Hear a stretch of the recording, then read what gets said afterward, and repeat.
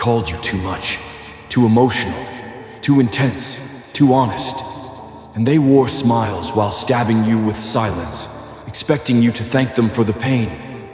You kept playing their hero, saving people who wouldn't blink if you drowned, helping those who secretly hoped you'd fail so they could feel better about themselves. And somewhere along the way, you forgot who you were. You became their reflection, polished, pleasing, perfect. But tell me, how long can a lion pretend to be a sheep before it forgets how to roar? Let me break something to you. This world doesn't reward the kind-hearted. It feeds off them. It uses them like fuel, drains them of spirit, and tosses their carcasses into the shadows. You keep trying to do the right thing in a world built on lies, and you wonder why you're always bleeding. The truth? Being good doesn't get you far anymore. Not when the rules are made by cowards who dress as kings. Not when loyalty is seen as weakness, and silence is mistaken for permission. If you want to survive, no, if you want to win, you need to become what they fear. You need to become the villain in their story, but not the villain they whisper about in fairy tales. I'm talking about the one who burns the script and writes a new ending. The one who stops asking for respect and starts commanding it. Because you see, villains aren't born evil. They're forged in betrayal, in abandonment, in the slow suffocation of never being heard. Villains are just heroes who were pushed too far, cornered, used, broken, and finally said, enough. You must become that version of yourself, the one who no longer explains, apologizes, or pleads. The one who learned to smile through chaos and walk through fire with purpose. Society worships control, yet it fears those who master their own chaos. And when you become the villain, you embrace that chaos. You stop fitting into molds designed to shrink you. You stop bending to expectations that were never yours to carry. You take the mask off and finally say what you mean. You stop pretending you're okay, and you start becoming dangerously real. That's power, not dominance over others, but unshakable control over yourself. They'll say you changed, that you've gone cold, heartless, cruel. But they won't tell you about the nights you cried in silence, or the times you swallowed your pride to keep others whole. They won't admit they liked you better when you were broken and begging for approval. Of course they did, because you were easy to manipulate. But now you're something else. Now you're the villain with vision, and vision terrifies the blind. Every empire was built by someone who refused to be told, you can't. Every revolution was led by a soul who refused to kneel. You think changing your path makes you heartless? It makes you smart.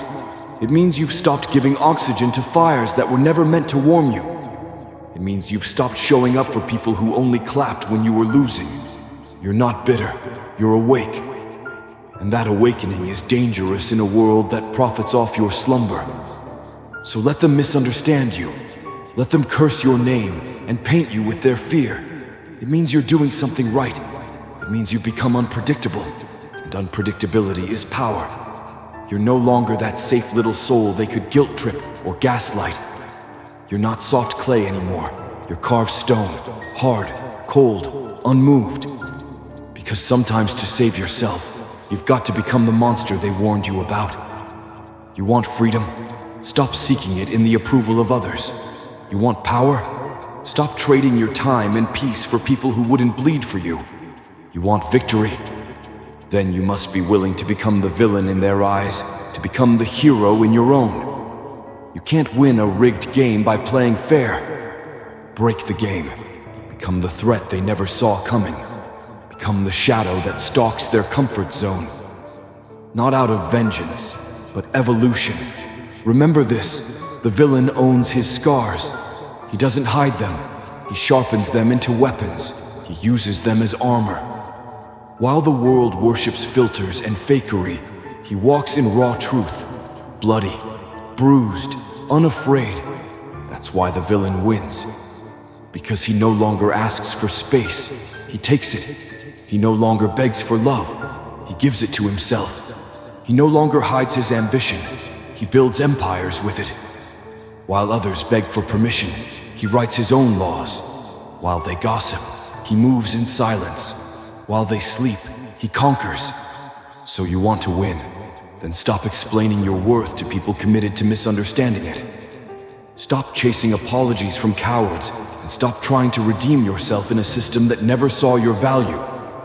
Burn the rule book they handed you. Build your own throne from the ashes.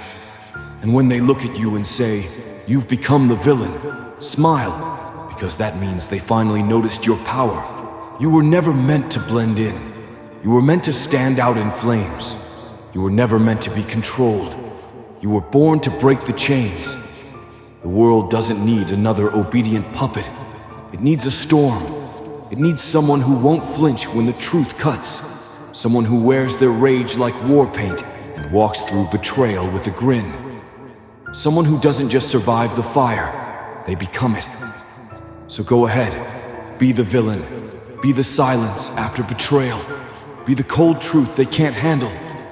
Be the consequence they never prepared for. Because when you stop caring about being liked, you start becoming legendary. They'll call you crazy, unstable, dangerous. And they won't be wrong. Because what's more dangerous than someone who has nothing left to lose, but everything to become?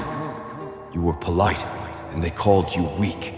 You were vulnerable, and they saw you as prey. You tried kindness, they mistook it for naivety. Now they're about to see what happens when the soul they tried to bury rises wearing a crown made of their expectations and a grin stitched from every lie they ever told. You want to keep playing nice? Then enjoy staying invisible. But if you want to be unforgettable, you need to stop fearing the dark. Walk into it. Own it. Live in it. Because only when you become friends with your shadow can you ever become whole. The hero suppresses his rage. The villain channels it. The hero waits to be chosen. The villain chooses himself. And when you finally stop looking for the light in others, you find the fire within yourself. They told you to forgive and forget, but they never told you what to do when the wound keeps bleeding every time you see their name. They said move on, not knowing you're dragging the weight of every silent scream, every betrayal, every cold shoulder behind you. And now they wonder why you've changed. You didn't change. You woke up. You evolved. You outgrew the illusions. And when you evolve in silence, your absence becomes lethal. You owe no one your peace, not anymore. They had it, and they broke it. They had your softness and turned it into shame.